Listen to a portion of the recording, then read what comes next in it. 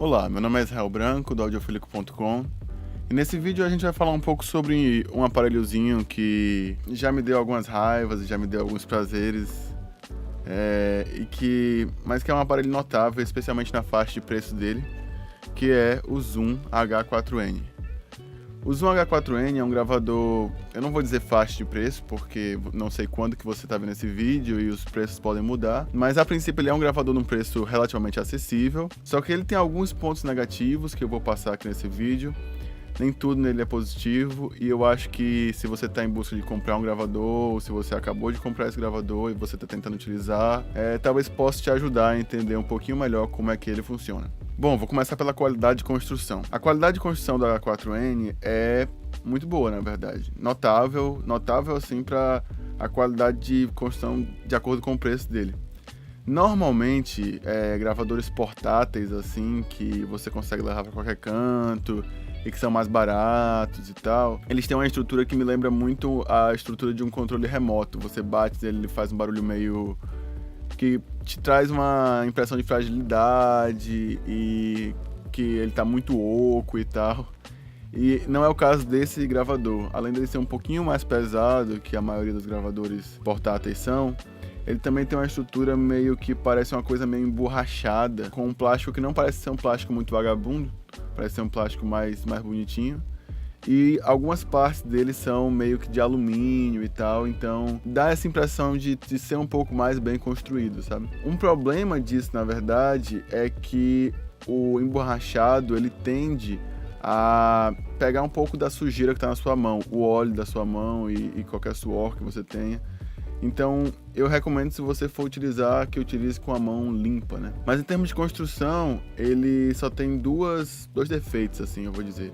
A tampa traseira, que sai com facilidade, especialmente se não tiver com pilha. Na verdade, ela não vem saindo com facilidade, mas depois de alguns meses de uso, essa tampa ela vai ficando meio frouxa. E aí é muito comum você ver alguém colocando uma fita adesiva aqui em cima da tampa, para dar uma proteção a mais, uma proteção extra, para manter a tampa no lugar, né? A outra coisa também é esse botãozinho de liga e desliga que você puxa aqui para ligar e desligar. E esse é um botão um tanto frágil também, certo? Que eu já vi muitas pessoas quebrarem por mau uso, porque elas puxaram com força, puxaram com um pouquinho mais de força que o normal.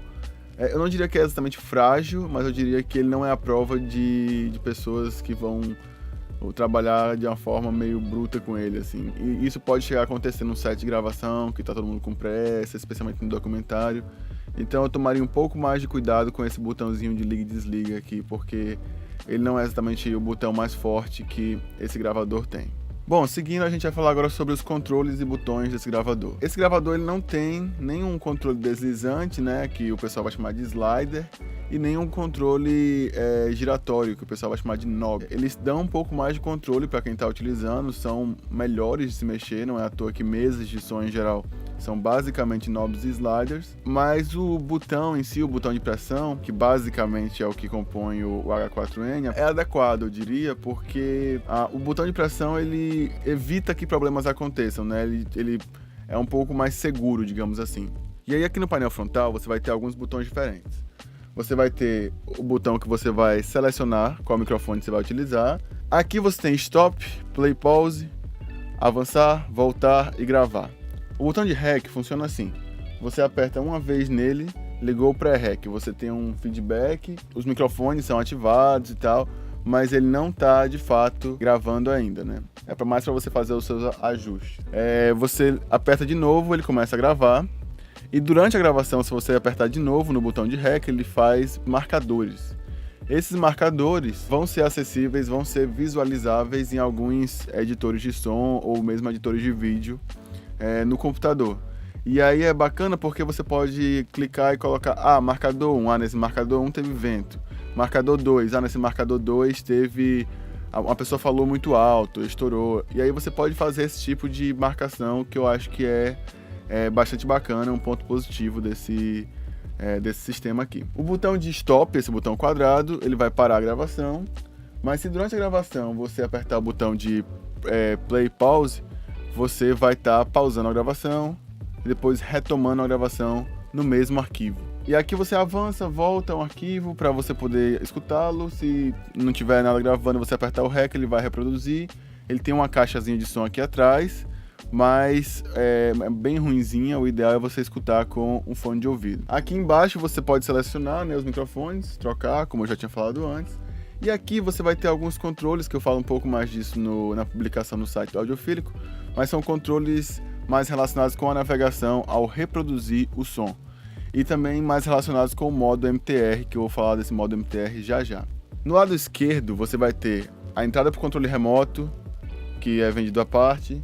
Você vai ter a entrada do fone de ouvido, o controle do volume do fone de ouvido, conexão USB e o botão desliga e desliga. Desse lado de cá, do lado direito, você vai ter o slot para colocar o cartão de memória. Você vai ter o controle de ganho, né, o controle do nível de gravação. E você vai ter os dois botões para você navegar no menu. Um botão para você entrar no menu principal e outro botão para você navegar no menu principal. Para você voltar uma pasta para uma pasta superior no menu principal, você aperta no botão menu também. E aí tem só mais um botão escondido que fica aqui dentro do compartimento da pilha, onde você tem o modo estamina. E esse modo estamina, quando ele está ligado, a bateria dura um pouco mais de tempo. Só que eu não recomendaria você utilizá-lo extensivamente, porque ele realmente pode prejudicar o ganho da sua gravação e tornar a sua gravação um pouco pior em termos de alcance dinâmico de som. A portabilidade do H4n é muito boa, na verdade. Eu diria até que ele é um gravador que você consegue manusear com uma mão só, em alguma situação extrema, nem um pouco ideal, que já passei por isso e outras pessoas também passaram e talvez você também vá ter que passar, especialmente se você tiver alguma produção audiovisual com pouca grana, que é de segurar o microfone com uma mão e de segurar o gravador com outra mão. E eu diria que sim, a maioria dos controles você consegue manusear com uma só mão. Só que eu diria que por causa da quantidade de botões de pressão que tem nele e por causa do manuseio, né, com a mão passando nele, ele tem muito barulho que ele mesmo faz. Então, você segurá-lo enquanto está usando o microfone interno, isso pode ser um problema, gerar um barulho, né, na sua gravação. Então, se você for usar esse gravador na mão, tem uma manoplinha que vem com ele, que não está aqui agora, mas tem uma manoplinha que vem com ele, que você pode colocar aqui e segurá-lo enquanto você grava, ou você pode usar um mini tripé, ou qualquer coisa que tenha um quarto de polegada como parafuso, né, para colocar aqui e segurar, e aí você consegue não passar nenhuma, ou passar muito pouco, né, manipulação para a sua gravação. Ele usa duas pilhas, só que essas duas pilhas variam muito, né? Depende da pilha que você comprar, só que mesmo nas pilhas mais fuleiragens que eu comprei, ele durava pelo menos 1 hora, 1 hora e meia, até acabar a pilha. Mas uma pilha de melhor qualidade, ele vai durar talvez 5, 6 horas. Agora, se você for usar alguma pilha recarregável nele, como as pilhas recarregáveis elas tendem a, com o tempo, né, pegarem menos carga, eu indico que você use um multímetro de vez em quando para testar a quantidade de carga que de fato a pilha está segurando, para que você não seja surpreendido com a pilha recarregável que já passou por tantos ciclos que ela não está mais segurando nem um pouco de carga ou muito pouco de carga, e daí você tem uma pilha com menos de 900, menos de 800 mAh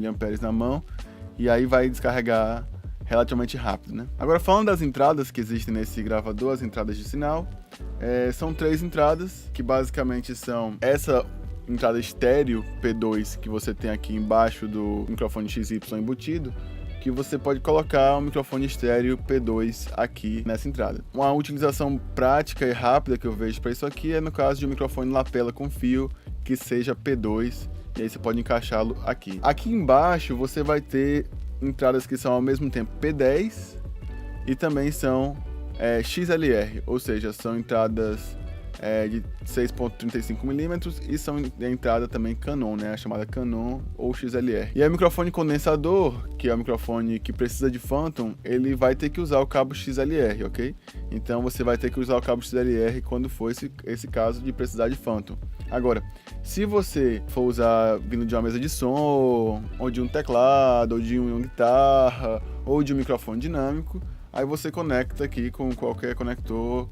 Normalmente o que você vai ter é o conector P10, que também popularmente acaba sendo conhecido como conector de guitarra, porque justamente é o mais comum de encontrar em instrumentos musicais. E aí um ponto negativo que tem nesse gravador é como você liga a energia Phantom. Você tem que basicamente entrar no menu, começar a fuçar, achar Phantom e ligar ou em 48 volts ou em 24 volts, normalmente em 48 volts. E aí logo depois, se você usar, você tem que voltar lá e desligar esses 48 volts, né? Enquanto tem outros gravadores, especialmente da Tascam, que você consegue controlar, né? Ligar e desligar o Phantom através de um botão externo.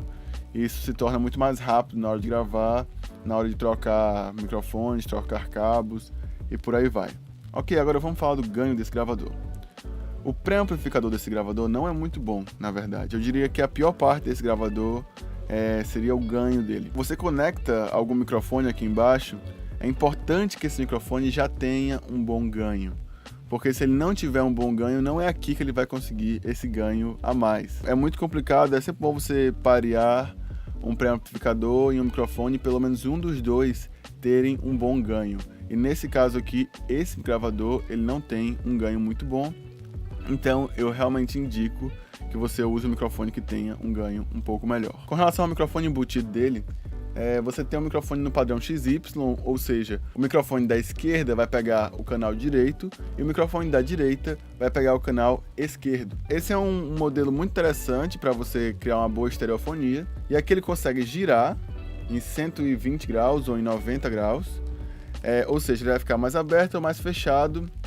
O padrão polar dele vai se encontrar mais ou se encontrar menos, né? O padrão polar dos dois microfones. E aí eu diria que se você for gravar uma banda inteira ou pegar uma paisagem sonora, uma ambiência, o ângulo de 120 graus é um pouco melhor.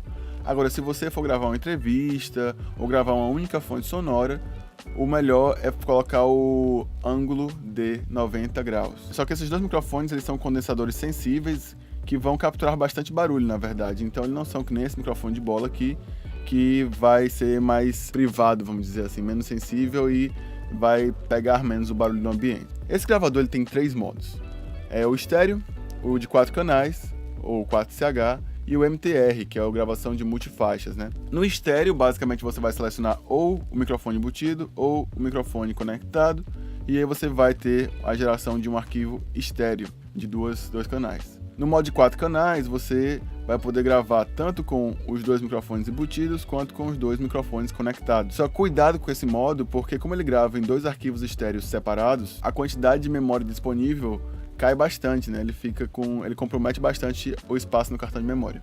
E finalmente o modo MTR é um modo que permite que você pegue algumas faixas distintas aqui, grave em tempos diferentes e consiga mixá-las no próprio gravador, né? Então você grava um microfone, separadamente você grava uma guitarra, separadamente você grava um piano e separadamente você grava uma bateria, por exemplo. Só que eu não sei se isso é muito prático, na verdade, porque pensa comigo, você pode gravar uma faixa, exportar para o computador, depois gravar outra, exportar para o computador e assim por diante, e editar no computador, que você vai ter DAWs com mais capacidade, mesmo gratuitos. O Audacity, por exemplo, tem muito mais capacidade do que um gravador desse. Então eu não consigo, de fato, talvez você consiga imaginar, mas imaginar uma situação onde você precise gravar, mixar e exibir tudo nesse gravador. Você vai precisar passar para um computador em dado momento, e se você precisar passar para o computador, aí eu acho que não vale muito a pena não. Outras propriedades desse gravador são o brilho da tela, que funciona muito bem à noite com iluminação alaranjada. Uma outra característica que eu acho extremamente interessante nele é que você pode conectar o USB e vai aparecer para ele ser uma interface de áudio. E aí você pode usar isso aqui como uma interface, e aí isso é muito bom para aquelas pessoas que não estão com muita grana e precisam comprar uma interface, precisam comprar um gravador. Você pode ter os dois aqui nesse único gravador, nesse único pacote, apesar que seria tanto uma interface quanto um gravador, que não seria um ganho muito bom, mas é uma opção que engloba essas duas possibilidades, né? Bom, então é isso.